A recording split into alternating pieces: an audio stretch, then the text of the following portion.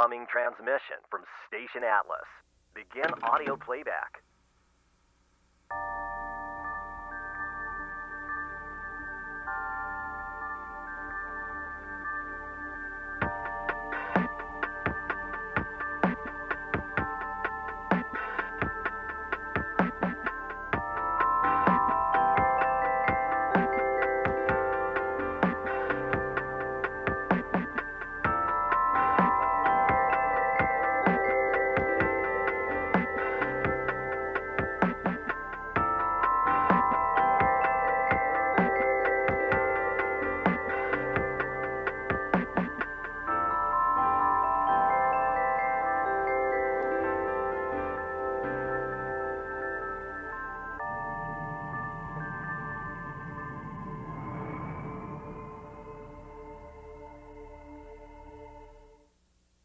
Hello, universe. This is Earth to Station Atlas, talk show from the cosmos right here in your orbit. Thank you for joining our airwaves today. I'm Aldwin. And I'm Chappie. And you might be wondering, how are a couple of extraterrestrials qualified enough to be talking about Earth media? Well, we've had Station Atlas cruising through Earth's orbit for quite a long time. And now that we've become so familiar with the media, we want to share our thoughts on it from an extraterrestrial perspective. Also, don't question it. What? Don't ask questions. It'll just go easier for everyone. All right, Chappie, you want to tell everybody what we're talking about today? Oh yes, on this transmission, we will be talking about what we feel is underappreciated media. So I want to talk about Wander Over Yonder because it's one of my favorite TV shows. Love it. So some basic airing information in case you don't know about it. It ran from 2013 to 2016 on Disney Channel and Disney XD. And then it was canceled in 2016. So there's only 2 seasons, 43 total episodes, and each episode is like made up of 2 segments, like 2 11-minute segments. So it was canceled after season 2 by the higher executives at Disney, and no one was really sure why. There really wasn't a clear explanation for it. The show was also created by Craig McCracken, who did Powerpuff Girls and Foster's Home for Imaginary Friends on Cartoon Network, which in one of the episodes that I want to talk about today, they had like references to Powerpuff Girls. So I thought that was cool. The basic plot of the show is there's this little like alien traveler who's super energetic and optimistic, and he wanders the galaxy with his best friend Sylvia, who's like a horse of some sort. And so it's them just exploring the galaxy together, and they often get mixed up in the hijinks of Lord Hater, who's like a skeleton with lightning powers. How would you describe him? Yeah, skeleton with lightning powers is a good way to describe him. Somehow a threat, while simultaneously not a threat in the slightest at the same time. Yeah. So I think he's one of my favorite villains ever. He's really funny. Yeah. And so there's a lot of other recurring side characters, like Commander Peepers, who's Lord Hater's right-hand man. He's like a little eyeball guy. They're called the Watchdogs in the show. And other villains like Emperor Awesome, Sir Brad Starlight, Lord Dominator, all those ones. Which Lord Dominator comes in season 2. So the show runs in these little like individual segments where there's not a lot of continuity. And Craig McCracken was like, well, I want to do more with the show and have it have continuity. So season 2 had a lot more continuity with Lord Dominator than season 1 did. And then the show got axed after season 2. And they knew making season 2 that the story was not going to be finished. So they kind of finished it up, but not really. But Craig McCracken was like kind of disappointed. it'd be too if I was working on the show and had big plans for it to be canceled before it's coming fruit. Yeah, well, and he really wanted continuity, but Disney told him, these have to be individual segments so we can play them whenever. They're good for rerun value, which sucks because I don't think the show suffers, but from a creative aspect, I'm pretty sure. I would be upset. I would just be upset too. There are some things where continuity works, like some other shows with functioning continuity, while also having like side ventures that tangents and stuff that isn't related to the actual main story arc. Right. Like just the main story arc sort of helps put things in a timeline as well as just keeps you wanting the next episode in order to like see where it's leading. Yeah, it works to. It has advantages and disadvantages because the thing So I made Chappie watch 2 episodes to talk about it with me.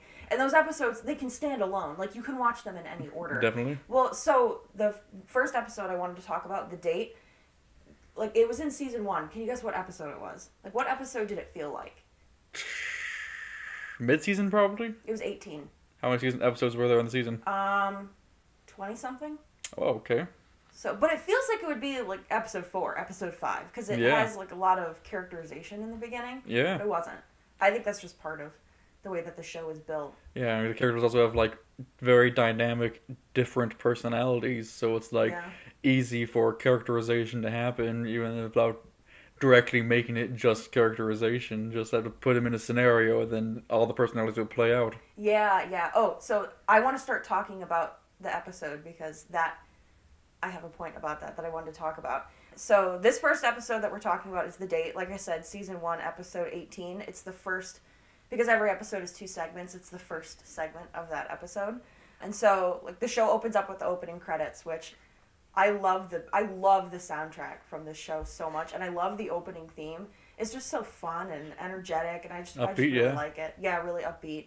So then it opens up, and Wander and Sylvia are in this like super fancy restaurant, and they notice that Hader is there, and he was supposed to have a date with the princess of that planet, but then he got stood up, and so he was really upset about it, and Wander and Sylvia are talking about it at their table. Wander was like really concerned for Hader, and he felt really bad, and Sylvia was like, well, yeah, he just kind of gets what he deserves. Yeah. And then Hader, because he's super frustrated from being stood up, he like calls Peepers on his like hand phone, and I don't remember the exact quote, but he said he was going to like curl up with a pint of ice cream and blow the planet up. Yeah. Which, that bit of humor I really enjoyed. I really liked that. And so Wander and Sylvia realize that they have to save the planet, and to save the planet, they have to like make him feel better. So Sylvia dresses up, and they go on like an impromptu date. And there's so many comedy bits that I really loved about that. It was the walk. Do you remember when Hader was like strutting up to them and he had that awful smell coming off of him? That part is so funny to me. It was the music cues. One thing I really like about this show is that they use music cues really well. They do. There's a lot of like sound effects and music in it, but it's not like the Johnny Test whip crack. It's not like that. It's like it works. It works, yeah, and they all fit a theme. Like Hader has a very specific soundtrack, and like all of Wander's sounds are banjo sounds and stuff like that. Yeah. So I really like that. But yeah, so he was like walking, he's like strutting up there, and he had this awful smell coming off of him, and he like tripped the waiter as the waiter. No, was he didn't trip the waiter. It was the waiters have big are basically giant nose people, and the smell knocked the waiter out. Oh yeah, which I thought was really funny too. Yeah. One thing that I really like about this show is the way that humor is used, because there's not a lot of throwaway gags. I don't think I've really ever seen a throwaway gag in a Wander episode. The humor like characterizes, like it serves a purpose. Do you ever watch something and the humor's really cringy and you're like, oh, like that was not funny? That never happens with Wander for me. Yeah, I feel that same way. It's my comfort show. I love it. Yeah, I'm glad you like it. Yeah, so then he sits down at the table, and it's like the worst date ever, and Sylvia's having like the worst time. And one of the other bits that I liked was, so when Hader comes up to her, he's like, heaven must be missing an angel, because here I am. And it was like, it's like the perfect way for Hader to introduce it. And this whole day, he's just talking about himself and how great he is. And there was that, do you remember that bit where he was just talking and it was fast forward? Yeah. And he was just going like, blah, blah, blah, blah, blah, blah. And then it like stopped, and then he told a joke, and he's like, not on my time. And then it fast forwarded him laughing for a while, and then just like stopped again for him to stop laughing, repeat the punchline, and then start laughing again for it. Yeah, I thought that was really funny. Oh yeah, and so I was telling Chappie earlier, before we started recording, that Wander put this list in Sylvia's hands, or like Sylvia was holding a menu and the list was put in front of it, and it said nice things to say about Lord Hader. Here's what it said: scintillating storyteller, prominent lightning bolts, slumped shoulders equals great cuddler in all caps, and punctual. Which is right. And it was only on there for like a split second. I had to pause it and go back and look at it. So I thought that was really funny. Yeah, I really like that. So after they go through this date, Sylvia the whole time is like, it's just dinner, it's just dinner, it's just dinner. And they finish dinner, and Hader's like, yep, dinner's over. Well, on to the next part. And so then he takes her to this carnival, and another song plays, and there's a little music number, and they're at this carnival, and it's just all these hijinks ensue, and like Hader was playing that one like ring toss game, and he got mad, and he won that stuffed animal. The baseball bottle throw knocking over there. Yeah, that's what it was. Yeah. But I thought that was funny, too, because it also, like, subverts expectations. Because you know those cliches, like, where you go and win one of those games and you give, like, the stuffed animal to your partner? Oh, yeah. Whatever. He just kept it. Yeah, he kept it for himself. And, like, he wanted to go on that Ferris wheel, and so he got in it and then, like, pushed Sylvia out of the way and brought a stuffed animal on it and stuff. Like, just stuff like that. Yeah. And I think the transitions in the show are really funny, too. One transition that I really liked was after Hader got up on that, he was, like, about to throw up. And then it cuts to, like, all this water being, like, thrown on the floor, and Wander's, like, mopping it up, which I thought was funny, too. I like that they do stuff like that. Everything just moves in a really fluid way, which I really liked, and it's kind of fast-paced. Yeah. But I like that, too. It doesn't feel rushed. Yeah, it was fast-paced and rushed are two different things. Like, there was enough content in there for it to, like... It's the full amount of content for the show, so it can work at a faster pace, but it doesn't feel like it's trying to cram too much stuff into too small space. No, not at all, yeah. Well, everything, there's, like I said, nothing feels like a throwaway gag. Things that are in that feel important. Like, everything I see feels important in some way. So it's not filled with a bunch of filler stuff. Yeah. And the facial expressions that they have throughout this episode are really funny, too. Especially in the second episode, which I'm excited to talk about, too. But yeah, so they go through that music number. It's by the two-man gentleman band who does the music for everything, which I love them. Did you know that? I don't know. They sound a little similar, but I didn't know they actually did the music for the show. They did the opening song, and then a lot of times that they do the music in the middle of it, it's usually them. It's usually that's cool. One band, yeah. Which I like that they kept it consistent like that, because Wander always walks around with a banjo. Mm-hmm. So I like that they have that banjo, bluegrassy feel in the background of that. So then after this music number, they're up on this like make-out point, and it's called exclamation point, which I thought was really funny. Which again, like the subtle humor. And I think it's really funny. Again, like with the subverting expectations, Hader and Sylvia are up at the top of this mountain, and Sylvia's been super annoyed and unimpressed this entire time. And she just can't wait for it to be done. And Hader looks at her and says, out of all the many, many women I've totally dated, you're the most easily impressed. I like that. like everything that Hader says in this episode, I laughed at. So, yeah. And, not on my dime, but on my time. Yeah.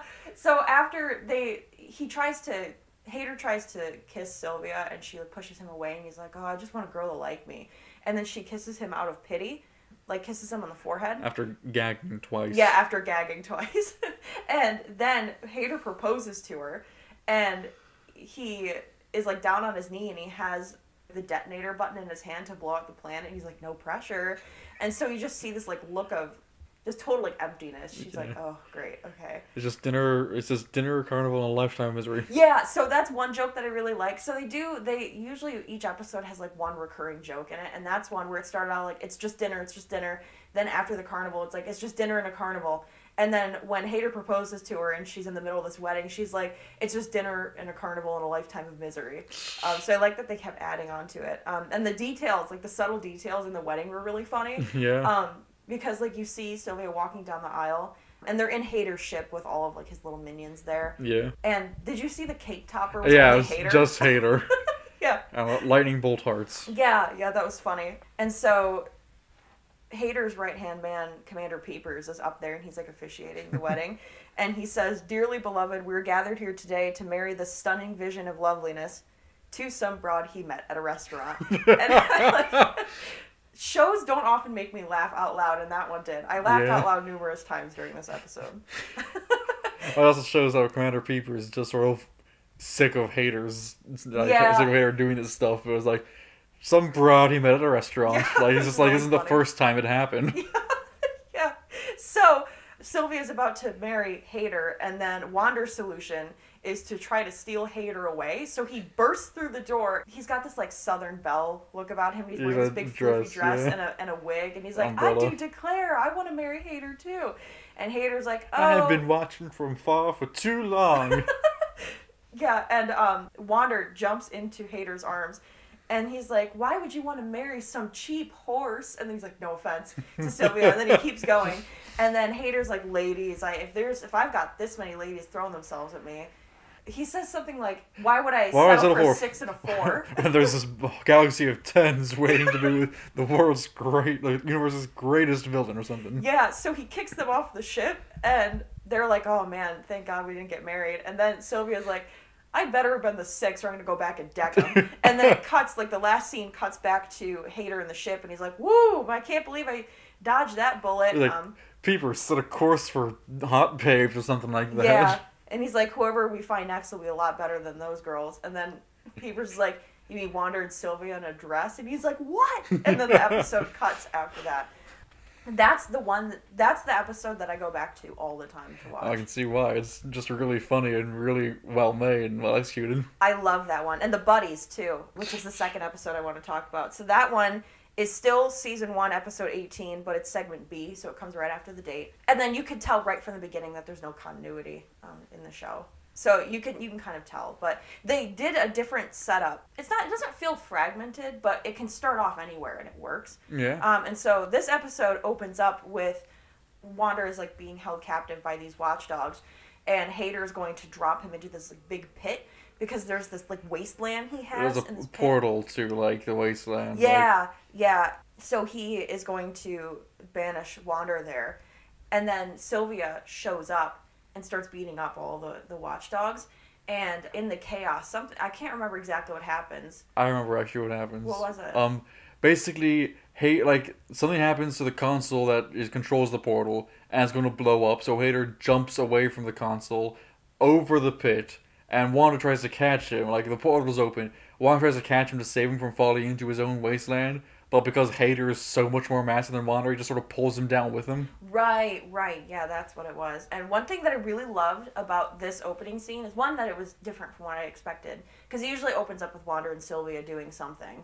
And 2, the lighting in the scene was beautiful. Do you remember how the lighting looked in there? A little. I know there was like a lot of orange light coming from where the portal was before it opened up and became green. Yeah, it was really... So the whole scene is really dark because it's on Hader's ship, but there's a lot of green highlights. So the lighting was just different from what I was expecting, but it made it feel really like evil. It had this like overcast of the sinister air, which I really liked. Yeah. And this is like a small thing, but the way that the lightning bolts or like the electricity flows in that scene was beautiful. It was so smooth. For me, when I'm watching animated shows, I often notice like those little smooth animation cycles that really stand out to me, and that did for sure because they just looked so good. So Wander and Hader fall into this pit, and Hader's trying to call Peepers on his like little hand phone, which I think is a funny gag too. Yeah. And he was like, "Man, this place is awful. Can't wait for you to get me out. I'd hate to be the guy who has to live in here." And as he says that, all the people that he's banished to this world come swarming up to him, and they all look really scary. They're like half cyborg, Sharp teeth, or like jagged rock, or that one fish guy. Yeah, there's like that one fish guy. Yeah. So they all look really scary, and they buff as well. Yes, and very buff. So they start beating up Hader, and the reason that I brought up the Powerpuff Girls point earlier when I started talking about Wander is because the way that the sound effects work and the way that they were punching Hader, there was like 3 specific shots where Hader was getting like punched in the face, and it was very reminiscent of Powerpuff Girls in that style. This episode, the way that all the characters moved and the way they were just reminded me a lot of Powerpuff Girls. So I like that. And then Wander shows up, and he's like, "Guys, like, we can't be mean. Don't be mean." And then you find out that Wander is friends with all of these guys. And another thing I like about the subverting expectations is that in this scene, Hader's like, "Well, how do you know Wander?" And the one scary guy, like the ringleader, cyborg ringleader, yeah. Yeah, he's like, "He helped me start up a used bookstore," and like stuff like that. And the other one's like, "He helped me deal with my violent tendencies. He taught me how to whistle." He helped me deal with my violent tendencies, and just punches Hader right in the face. Yeah. So they all meet like that, and Wander's like, "Well, Hader's my friend." And they're like, "If Hader's really your friend, like, prove it." So Wander's like, "Let's do the best bud handshake," and Hader just kind of like stumbles his way through this handshake, and everyone's like, "Okay, you look like you're buds, but you best not be joshing." And so it's just them kind of living in this wasteland, and Wander is trying to be nice to Hader, and he cannot stand it. But every time he's mean to Wander, or he is about to reveal that they're not friends, all those scary guys show up and they like roar, or they like scream at him, and it like immediately puts him back in line, which was really funny too. And one thing about this episode that I really liked too is the lighting was very on point and the environments were really pretty. Like, even though it was a wasteland, there was one scene after everybody meets each other, it was like nighttime, and there was this really detailed moon and a bunch of like purple haze that Hader was sitting in, and it looked so nice. So some other hijinks ensue, and Hader wants to eat, but all Wander can find is like an eyeball and a worm. And I think actual poop as well. Yeah. So Hader's like, "You expect me to eat this?" And everybody comes up and like yells at him, and so he like touches his tongue to it. Lovely meal. Yeah, and he touches his tongue to it, and then immediately cuts to him throwing up. So they're stuck. So Wander makes this like shelter out of 3 sticks, and it doesn't do anything. And Hader was really mad, and he tried to. I think Wander hugged him. And he got really mad, and he tried to walk away, and all those guys came back and yelled at them, but they're all wearing, it started snowing randomly as well first, and then, like, Wander did something where, like, rubbed his arms together over his leg, then rubbed his hands together and put his hands up next to his leg, like there was a fire there, but then his hands started glowing red because, like, it was warm. Yeah. And then, like, Hader started going away, and then all the big scary dudes popped up and, like, started growling at him, and then they're all, like, wearing, like, winter gear, like scarves and like knit caps and stuff like that. Yeah, that was funny. So then Hader ends up going back, and then they both like go to sleep, I guess, and he wakes up in the middle of a music number, and Wander's like singing a song about how they're gonna be best buds, and you can see like Hader is slowly starting to like get into it a little bit, and then the second half of the song he starts singing like about friendship and how great he feels, and one time you're like, okay. And I don't know, like, you kind of know it's a dream sequence, but I didn't mind that. Yeah. There were some times where, like, some gags that felt a little bit predictable. Like, the music number I could tell wasn't real, but it was still funny. I still enjoyed it. You could tell it wasn't real when Hader started getting into it. Like, yes, I could imagine it being real with just if Hader was totally against it the entire time, and Wander was just dragging him along. Yeah. Yeah. And then Hader singing about being the best of friends. Do you remember at the end he's singing, "Oh, something, something," something like that, and then you could tell, like, oh, all right, this isn't real. And so he wakes up, and he's absolutely horrified, and then Wander starts playing this song in real life, and he, like, slaps him away. No! And then he sees all the scary guys running up to him in the distance, and you can't see their faces, you just see their silhouettes. So he picks up Wander, and he's, like, petting him like a cat, and he's like, "The best of friends!" Something best of friends! Yeah. And then the scary guys come closer, and you see that they're running away in fear. And the lighting changes immediately. I don't know if you remember that, but the lighting changed from like the standard lighting to everything being in shades of purple, which I really liked. This episode did that really well. They had a lot of lighting changes and environment changes that kind of clued you into what was going to happen, which I really liked. And so there's this big like sinkhole thing that opens up in the earth. Some sort of like essentially a moving sarlacc, basically, is the way to describe it, where it's just a sinkhole thing with a bunch of like an in-ground tornado, essentially, with a mouth at the bottom that will eat you. Yeah, and Wander falls into it, and the scary guys like make this big chain and form the chain. Yeah, and so they drop Hader in there, and Hader has to grab Wander's hands. And then Wander's like, "What was that? Like, you want me to grab your hands and what?" And Hader has to call him his buddy. And so Wander grabs his hands and they get him out. And Wander's like, "Wow, this is amazingly horrible. This is terrible." Then this beam comes down, and the Hader, portal, basically. Yeah, so the portal opens up, and this beam comes down, and it lands on Hader and Wander. And Hader's like, "Yeah, like, see you losers. I was just joshing. I'm not Wander's friend." And right as he's about to, like, go up... Beam me up, peepers! Yeah. And then right as he's about to go up, the beam narrows, and it's just on Wander. And then you hear Sylvia's voice, and she's like, "I've got you, buddy!" And so Wander is being dragged up, and all of these scary guys start beating up Hader. And Wander's like looking in, and Wander gets to the top first, and then like the next Sylvia looking in. Yeah, so they're looking in, and Wander's like, well, Hader's my buddy. Like, even if he's not my buddy, I'm still his. And so he opens up the beam to pick up Hader too. So he gets like sucked out of that madness of everybody beating him up, and then he's like, well, hey, they're all my buddies.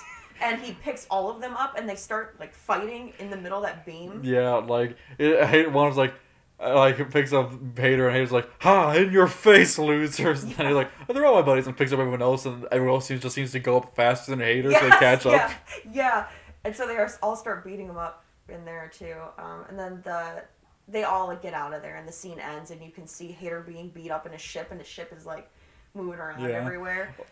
It was the part where it's like Hader is leaving with Sylvia, and like, we'll see you later, Hader, and pauses before he's saying later, Hader, just takes out the necklace, and that's like half of best buds are, and like, I mean best buddy, and throws it around Hader's neck. Yeah. So Peepers comes in, he's like, I thought we were buds, and he like rips open his shirt, and he's like absolutely ripped. Yeah. He's got this, like half of this best the same buds. half of that Wander threw around Hader's neck, basically. Yeah. Thank you for reminding me of that, because that was one point that I really liked in the end credits. They had like some storyboards that were roughly animated, and it had Peepers like crying and like. He ripped up a Hader poster, then cut to him trying to tape it back together, and just. Yeah, which was really funny. I like that they did that in the credits. So that was that episode. I really enjoy Wander a lot. I was really sad to see it go off the air, and I was sad to hear about it being canceled. I guess Craig McCracken had plans for a third season, and nothing's been done with it yet. And I think he's working on some other projects too, which I'm excited to see, because I really liked Wander Over Yonder a lot. Hopefully he'll be able to find some way to get a third season out or something. Like, do something to finish the storyline that he wants to finish. Yeah. I feel like it has a lot of replay value, and I don't know, it's just really entertaining. It's like my comfort show. I watch it whenever I just want something to watch that's just makes me feel better. Yeah, I'll tell you that Wander is so happy and upbeat and everything. Yeah, Wander has a really nice personality. All the characters have very distinct personalities, and one thing that I really like about Wander is that Wander is very optimistic, but he's not like toxically optimistic. You know how some characters are very... like, they have one character trait, and that becomes all they are. Like, a flamboyization of it. That doesn't happen to Wander. Wander has numerous aspects of himself. He tries to maintain optimism without being, I think, too blind, I guess, or too foolishly optimistic. Like, the episode with the buddies where he's like, this is amazingly horrible. Yeah, that shows that. And I like that they add those little bits in there to kind of show you that. I don't know if we've watched this episode together, but there's another episode where Sylvia has to put together all these different pieces of Wander, and you get to see all of his different pieces of his personality, and it makes him feel really whole. Yeah. Which I really like about that. And I really like the humor of the show. I think the humor it's never a bunch of throwaway gags, and I don't get secondhand embarrassment from it like I do with some other things. Yeah. The humor feels like it naturally flows in there, and it shows, like, it serves a purpose. It shows characterization. It shows something about the characters or the situation, and it's not something that goes on too long either. Like, they know how to cut a joke if the joke doesn't land. Yeah. Which I think most of the jokes land. I can't think of a time it hasn't landed. I can't think of one either from the little bit I've seen. Yeah. So I really enjoy the show. I highly recommend everybody watch the show. I'm trying to think of where I've watched it. I can't remember what streaming services it's on. I typically watch it. Piracy. Yeah, maybe. So yeah, I highly recommend everybody watches the show, because I really enjoyed it. And I'm glad you enjoyed it, too. Yeah, it was a very good show. It was really entertaining. So I'm glad you showed it to me. Yeah. Aldwin from the future here. I wanted to take a quick second and let you know that if you are another extraterrestrial who is interested in distributing your ideas to every corner in the universe, I recommend using Anchor. Anchor is a free platform that allows you to easily record and edit your transmissions from your phone or your ship's computer. And when they're ready to air, Anchor will distribute it to streaming services like Spotify, Apple Podcasts, and tons of other options. Anchor is what we use to help send out our voices to anyone and everyone in the galaxy. And I love that no matter how much experience you have, you can easily use this program. You can also make money from your work, which really helps Chappie and I pay for any repairs that Station Atlas may need. If you're interested, download the free Anchor app on your smartphone or check out anchor.fm to get started. That's ANCHOR.fm. Thanks for listening. This is Future Aldwin signing out. Enjoy the rest of the program. Now I'm going to be taking over for a bit to talk about what I felt is a bit of unappreciated media. It'll be a video game this time instead of a TV show. Small point-and-click adventure called The Last Door, which was made by The Game Kitchen, which is a small indie studio in Spain. Currently, they only have like 3 games. Two of them are The Last Door seasons 1 and 2, which are both like 4 episodes each. And the third game, which came out more recently, which also has gained a lot more popularity than The Last Door, just a small little indie Metrovania called Blasphemous.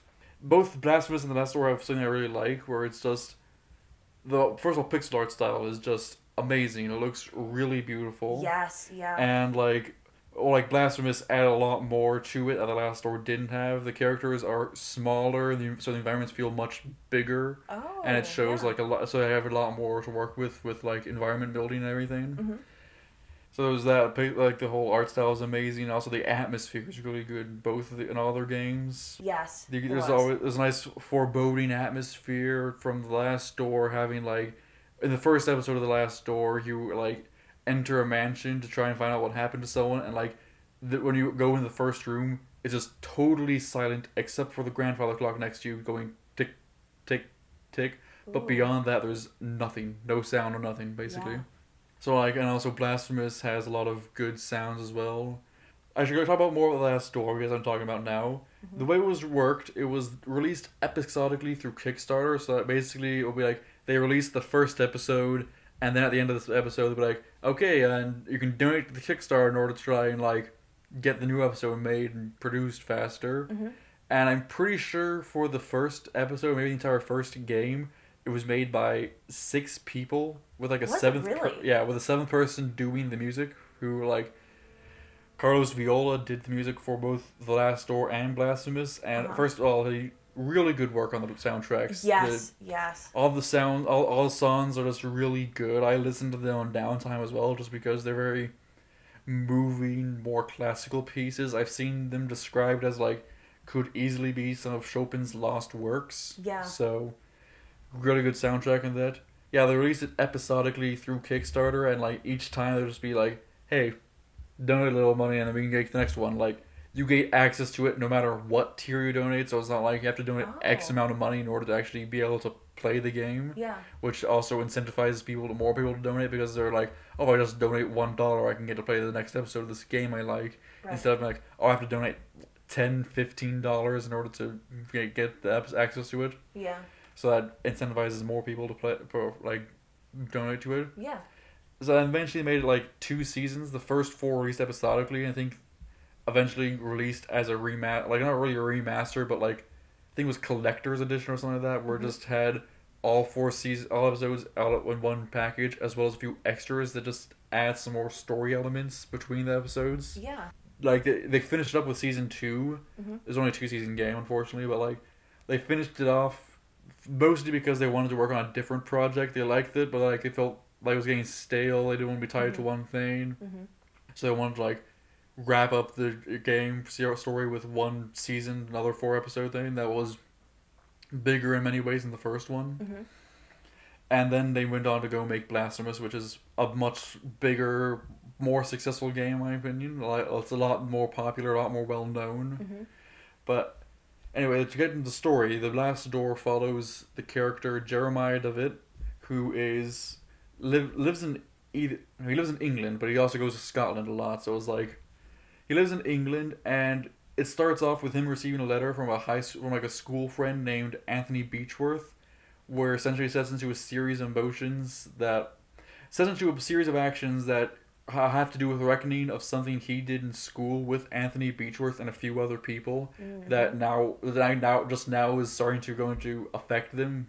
So basically, the game itself is a horror game that takes inspiration from the works of Lovecraft and Poe, and as such, there's a lot of imagery that is reminiscent of Poe. In the first episode, like a lot of ravens appear everywhere. Yeah. In the first episode, you will see like there's a cat with no eyes that is an actual direct reference to a Poe story. Oh, cool. So like stuff like that, where you can see the inspiration and everything. Yeah. So anyway, the stuff they're reckoning with in school with like 3 students and 1 teacher, they go perform this one ritual experiment thing that lets them see through this thing called the veil, which sort of separates human perception from what reality actually is. Oh. And, like, doing that whole ritual, they got the attention of something on the other side of the veil, and that was sort of going after them.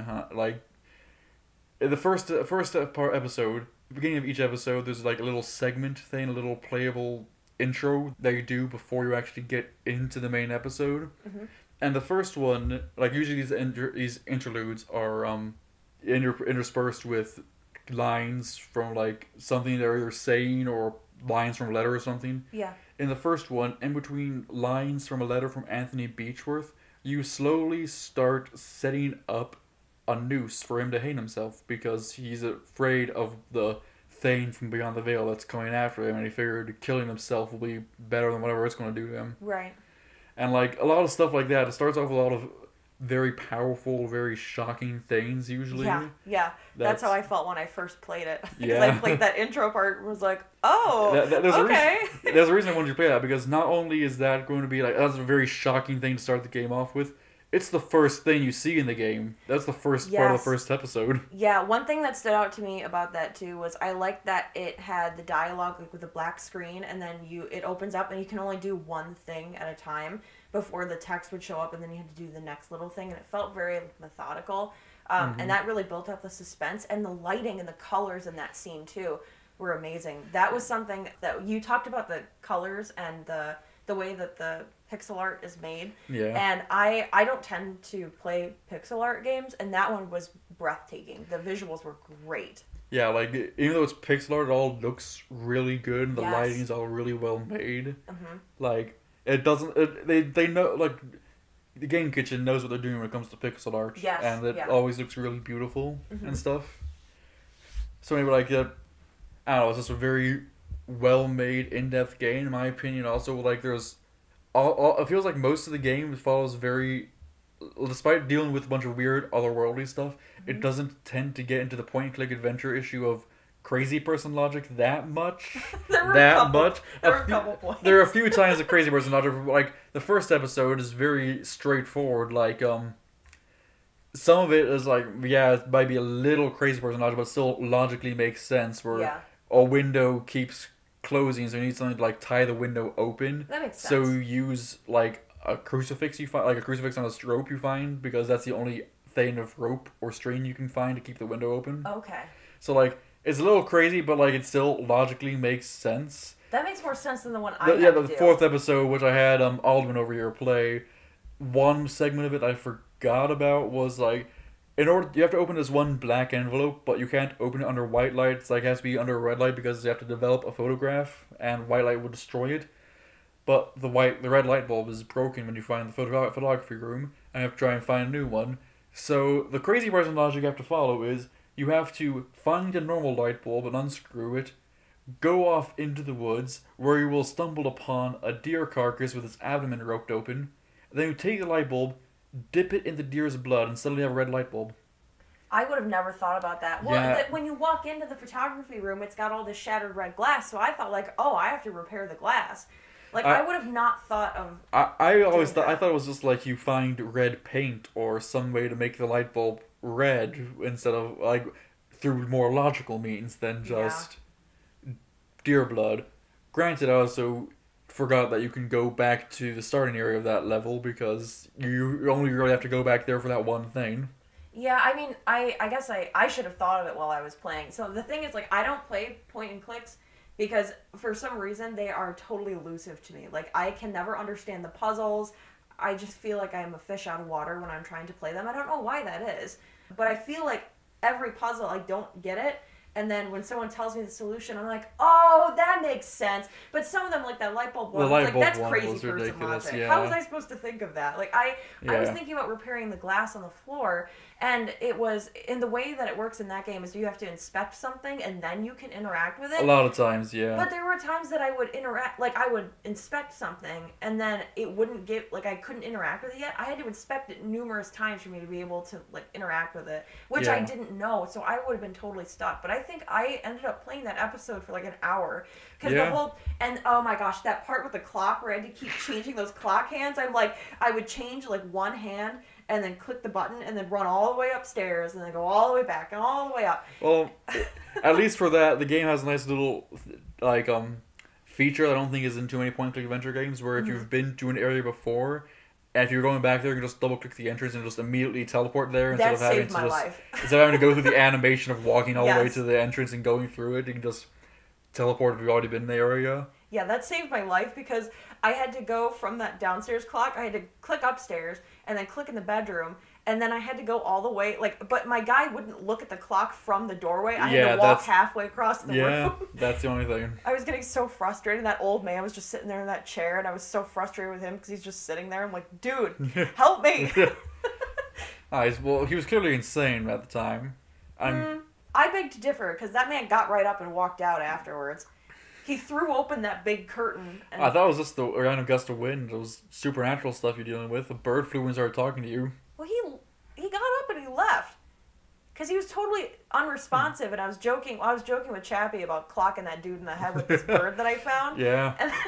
And then I showed him the photograph, and he, freaked out, and he left. And so I was like, he could have helped me the whole time.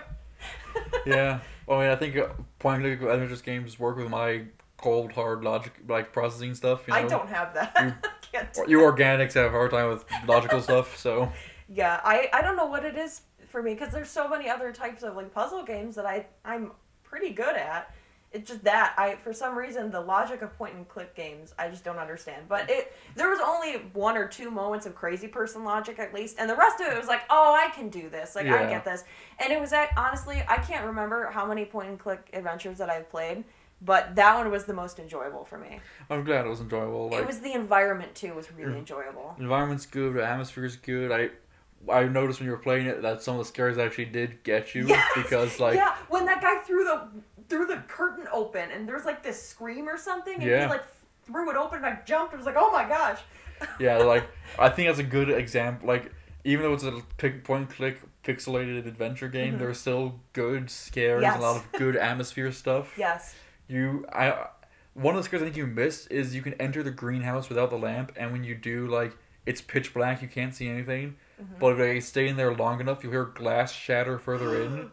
And you can't see anything, you only hear the glass shatter, and when you come back you'll see that the glass shattered from the outside in, so something went through the window into the greenhouse. Oh, I saw that hole in the greenhouse when I went in though. I think it might show up, but did you hear the glass shatter?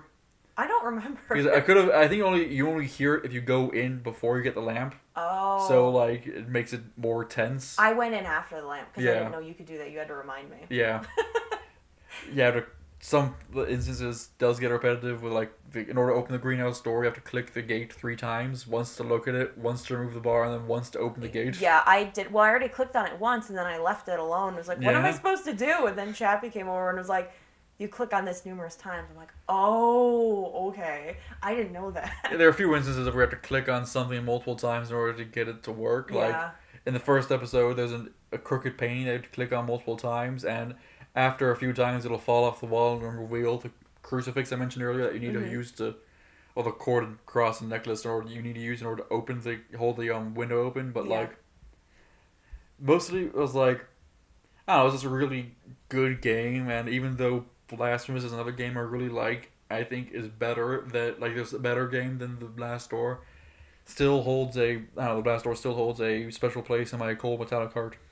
I really liked it, and I noticed that it's been on everything too, because I've seen it ported on the Switch. It's on the Switch, computer. I think it was a complete edition for both first and second season for PS4, Xbox One. You get it on your phone as well. Cool. I think you have to you can play the first episode for free, but you have to pay $4 in order to either unlock another episode or unlock the entire thing. I'm not entirely sure which one.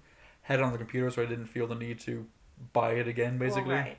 Well, I mean the fee is justifiable. It's because they're porting it over to the phone, and porting it over isn't that easy. Yeah, and also it's you get the entire game. It's not you only get the episodes that were released online for free. Right. Oh, I think according to my sensors, we're running out of time for this transmission. Oh yeah, we are. Okay. Thank you, Chappie, for telling me about The Last Door. No, it's no problem. I'm glad you actually enjoyed the point-and-click adventure game once. I did, yeah. I normally don't, and I did like that one, so that was nice. Thank you to everybody who listens in. If you're interested in hearing more of our transmissions, they're going to be available on all streaming services, so you can tune in whenever you'd like. And until then, this has been Earth to Station Atlas.